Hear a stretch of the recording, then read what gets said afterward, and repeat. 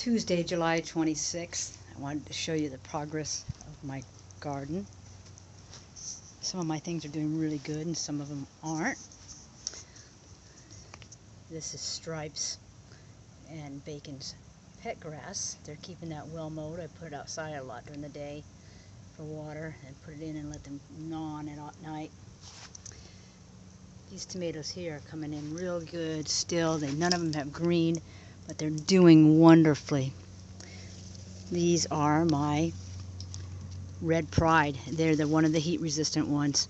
And the heat resistant ones I bought seem to have been the proper answer. That's what I needed to do, was have heat resistant. My Japanese eggplant, yes, coming in. It's got beautiful flowers on it, just coming in beautifully. Flowers everywhere. I've got 3 of them in here. This one has got a nice eggplant coming along. This one's got a nice eggplant coming along. And there's not one that's laid on the back one yet. Oh, yes there is. I forgot the one in the back. Here's one back here. The one that's hanging over right there. This one that I've had an eggplant on for a long time, the eggplant has grown some lately. It's filled out a little wider, but it's not really growing. And this white creamy one has turned a little yellow, and the leaves are not looking so hot. The leaves are looking much worse on this one. I hate it, but I think I'm going to end up having to yank these two because they're not progressing at all. Now I've got a white one coming up right here, a nice one on this plant, a nice creamy one. I just love the creamy ones. They are so good. The white ones and the green ones are my favorite. I can't find a green plant. The next time I find a green eggplant, I just need to yank some seeds out of it. This Heat Master is my other nice one is the beefeater branch of tomatoes that is developed to, or bred and selectively bred to do well in the heat. My peppers are growing big time. Look at how big these jalapenos are. They're called mammoth jalapenos because that's what they are. They're mammoth. I've got 6 coming in now. I suppose I should have been splitting these like I've been doing with my basils so I could get more growth, but I've just, what the hell? What do I know? Just a dumb broad trying to figure out how to garden little by little. My sandias. Look at this. Look at that. I've got quite a handful of them. Got more around here. They're just doing beautifully. Well, this big guy right here, my Cherokee Purple, is definitely putting on some greenery. Now flowering, on the other hand, that has not happened. Oh, it has. I've got 2 little ones starting today. A couple more little ones up top starting today. These guys are flowering quite well, and I've got a couple of little Romas coming up on here. There's one right there, and there's a couple of them in here someplace. My Celebrity, no maters. It's been blossoming for a long time, but no maters at all. Back over to these guys. This guy here, I haven't been splitting it enough. This is the cinnamon basil, and that flower right there is gigantic. This one here, my purple basil, I've been pulling these flowers out, and either I or Polly eats them, and Polly loves them. He loves the basil. This basil's not doing as well as the other one. I haven't been splitting it enough, and every single time I turn around, it's getting droopy. And that's what happened to these eggplants over here the last several days. The plants that are doing really good actually drooped on me big time. I mean, they laid down onto the ground, drooped on one of the real hot days about 3 days ago. And then the day after, which would be yesterday, the ones that aren't doing as well, they drooped over. But, I just watered them, pulled them up underneath the tree and got them in the shade and gave them a lot of cool water right on the soil. Didn't hit the plants at all.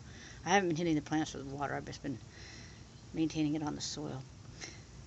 My stand-up rosemary is still not growing. My thyme is doing okay. I pull a lot off of it. I eat a lot, cook with it constantly. The prostrate, it has an altogether different texture, and the flavor is quite the same, but it has an altogether different texture than the stand-up rosemary. Completely different texture. It's got a shinier leaf. It's got a shorter, stockier leaf. It's just altogether different. The Greek oregano too. I've tasted a few oreganos when I've been out, and all oreganos taste immensely different. Kind of like all these basils have immensely different flavors. Well, my cilantro is definitely going to flower. I'm going to eat this one. 8. Yum, yum. A red chard. I'm doing good. I'm pulling a few leaves off of it. It's plenty big enough now I could pull 5 or 6 leaves at a time off of it and just wait for a week. That peppermint is spreading out really well. I'm getting hit pretty hard by some little bug, but I don't care. There's more peppermint there than I know what to do with. It's actually spearmint. It's actually a beautiful plant. These little guys are doing wonderfully. See these? These are the original ones. There's like 3 of them in there. 2 of them in that one. 3 of them in that one. I'm sorry. They've knocked down a couple times in the heat, but they stand back up if I just see those little pieces of bark in there. Kind of sturdy them up if they get too much heat. That's why I've got them up underneath the tree. These 3 here are my original ones. Now this one, this is the one that got sabotaged. Somebody dug into it, a lizard or something, knocked it over, a bird or something. And but see these seeds off to the side? Those have got to be the original seeds that are just coming up late. And then they just got moved and shifted when somebody got digging into it. And that is a new seed that I planted. There's actually 2 plants coming up right there. Or 2, I just don't know how chard works, but those are my rainbow Swiss chard, 4 of them. This Italian parsley. It's a fight from week to week which one of these is doing better, the one out in the sun or the one in the shade. This one here I have a lot of trouble with it going and wanting to droop, but it's really heavy. It's top heavy. The leaves, it doesn't seem to go to leaf at the bottom. It's very top heavy. This guy here is doing wonderfully. Really thick and beautiful. It's just gigantic. I think part of it is because I kneel right here when I water a lot, and I just kind of hang right here eating on this guy right here. I really, really like this Thai basil, and I've been splitting the ends on it constantly because it goes to flower. And see, it's just like pot or anything else. You split the tops, and guess what you get? You get all these beautiful V's everywhere.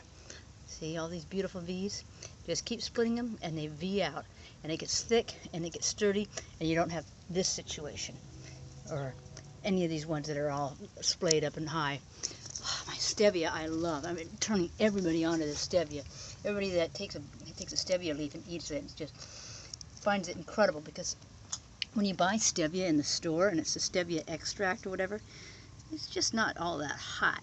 But if you just use a leaf, just au naturel, and it's just wonderful. I put it in everything. If you need sweetener to bring out the flavor of your salts and balance your salts in your food, this is what I use. I just come out here and get a few leaves of stevia.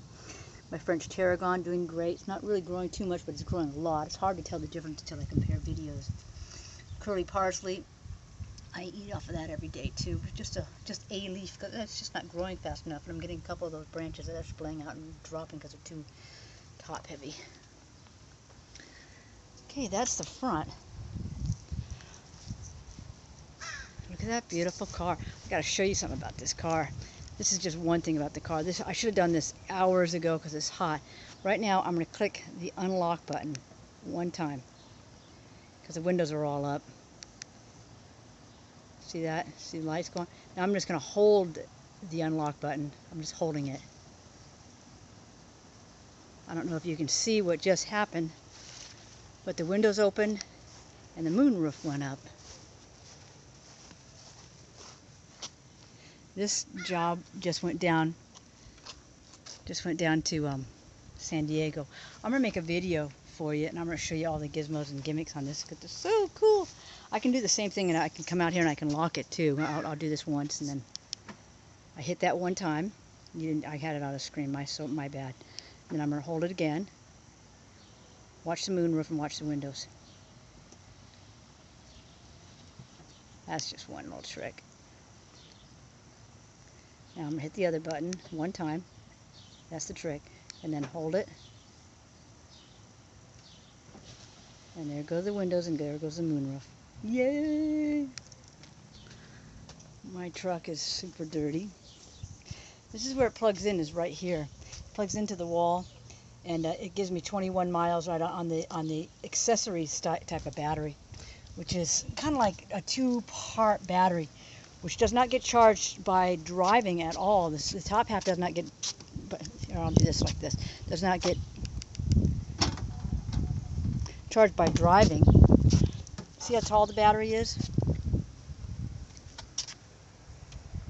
That top half where you see up here, that's the accessory battery that doesn't always get used. It only gets used if it's charged up. Which around town, I mean, it just got gas in it because it went down to San Diego, but it did wonderfully on gas mileage. Driving to San Diego, it got 46.5 miles to the gallon overall, driving to San Diego, which is good. And that is just using the hybrid, not using the electrical part, because, I mean, I just only got 20 miles on it. So using just the hybrid, you got 46.5 miles to the gallon, and that was, you know, not being conservative and running the air conditioning constantly, which costs a fortune on energy on your vehicle. I just love my new car. This old jobber,